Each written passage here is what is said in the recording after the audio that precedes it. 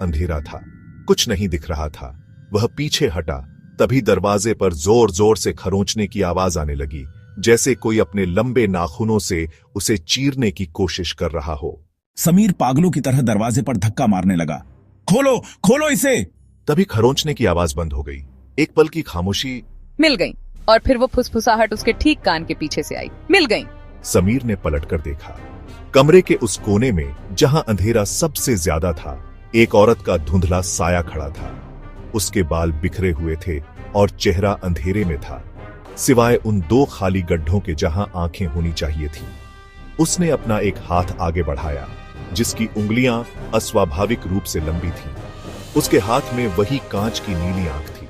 समीर की चीख उसके गले में ही अटक गई। उसने आप देखा न ताव, पास पड़ी एक कुर्सी उठाई और कमरे की खिड़की पर दे मारी। कांच टूटकर बिखर गया। उसने एक पल भी नहीं सोचा और पहली मंजिल से नीचे झाड़ियों में कूद गया।